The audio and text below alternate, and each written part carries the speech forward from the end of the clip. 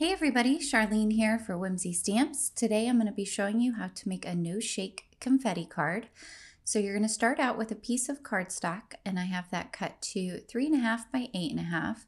And then I have a sheet of double-sided adhesive, which is cut to just about the same size. And I'm going to come in and I'm going to apply the adhesive to one side of the cardstock. So now I'm using two different kinds of pattern paper. I'm using one that has these cute little purple polka dots and then one that is a plaid pink pattern, and these both come from the Mix and Match 6x6 paper set, and I'll link down below to all of the supplies that I'm using today in case you'd like to see what they are. So I've cut 3 strips of the purple polka dots, and I'm going to cut 3 strips of the pink plaid, and you could use whatever kind of colors you'd like for this. I just thought the pink and the purple were kind of cute, and I thought they went together really well. So now I'm going to peel off the other side of the adhesive, and if you have any parts that are kind of trying to pull up, just use your bone folder to really make sure to push it down so that way the adhesive stays on the cardstock. So now I'm coming along and I'm just doing a diagonal kind of on the 45-degree with these paper strips, and I'm going to alternate between the polka dot and the pink plaid. I did go ahead and stick a little piece of tape underneath my cardstock there just to try and get it so it wasn't moving around on my craft mat as much while I was trying to line up these pieces of paper in the diagonal. So you could do this on a silicone mat and might make it a little bit easier so that way your paper's not moving around all over the place. And you're just going to try and take those pieces of paper all the way across on the diagonal.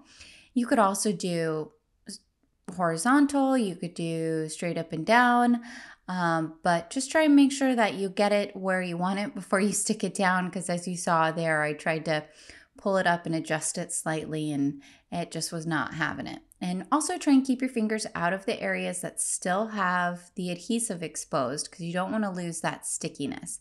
Now you can see what I did there. I still needed a little piece, so I clipped off one of the ends and stuck it in the bottom corner. Now, once you get all your paper strips down, you're just going to go around and trim off any of the excess paper around the sides of your panel, and then you could leave it as is, but what I decided to do was go ahead and use a die from the Slimline ATC Windows die set, and I went ahead and put the release paper from the double-sided adhesive back on before I cut that out, so that way the adhesive would not stick to my cutting plates.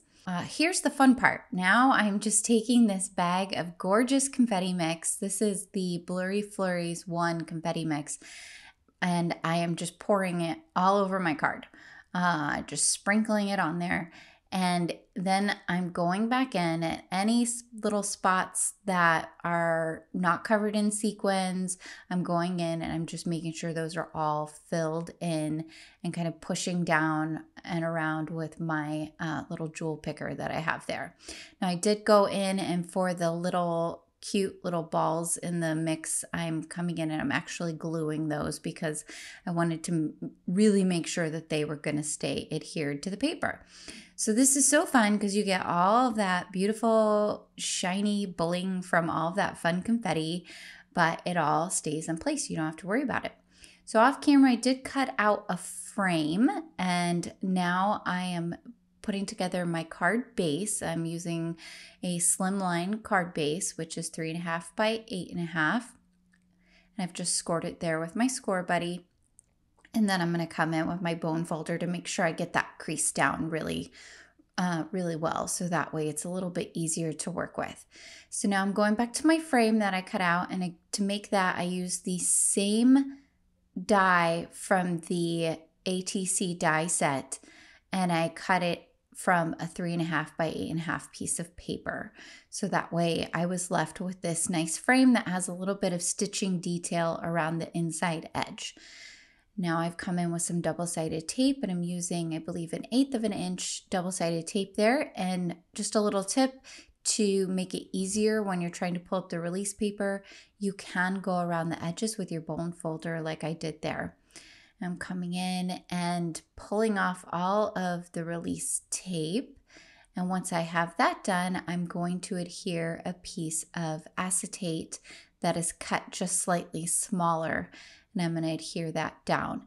This step is completely optional. You don't need this I just thought it would look nice to see inside the window, kind of like a shaker card, but none of the shaker pieces are shaking. So now I'm coming in with some foam tape, and this is 1/4 of an inch, and I think I used 1/4 of an inch double-sided tape earlier as well. I'm just adhering this so I'll be able to put everything down onto the card base. So it's actually a pretty easy card to put together. It's just a little time consuming to make sure you've got all of the adhesive filled with the sequin mix, whatever you're using. And you can do all kinds of fun stuff. You could die cut from double-sided adhesive paper. You could die cut shapes, like if you have a heart or a shamrock for St. Patrick's Day or a Christmas tree, whatever. You could just die cut that out and stick it onto the paper and then put confetti on it. I think this looks really, really cool. You don't have to worry about whether or not your shaker pieces are going to move around, because if you're anything like me, I always worry that I'm putting too much or too little confetti in, or pieces of confetti get stuck where I don't really want them to be. And with this no shake style, it's all where you already want it to be, and you don't have to worry about it. You can make it look exactly how you want it to look once it's all done and in the mail and on its way to its recipient. So coming in, I've got that adhered down. I'm going to adhere the frame right around on top. You saw I did dot that with a little bit of glue all the way around the edges, so that way it made it a little bit easier to maneuver when I was putting it on top of the card. So I'm using this super cute stamp set, which is the Cat Dew Morning stamp set. And it says really funny things like, who invented mornings, and ugh, and gimme coffee. This is, this must be a representation of me in the morning, because I absolutely need my coffee, and I'm not one to be very talkative when I first get up. So I've went ahead and used some double-sided tape to adhere all of those cute little sentiments down. I decided to use 5 different sentiments, and I cut them out using the Quick Strips die set, which is wonderful because it makes it really easy. I use that all the time, pretty much on every card lately, it seems like. But now I get to put my cute little kitty. I did color him off camera, but I colored him gray. But then I made his adorable little bunny slippers and sleep mask purple. And I did kind of like a periwinkle violet for his coffee cup. And so there he is, all color coordinated with the rest of the card. I really love how this came out. I hope you guys like it. I hope you'll join me over on the Whimsy Stamps Facebook inspiration group. You also can follow Whimsy Stamps on Facebook, Pinterest, and Instagram. Until next time, happy crafting.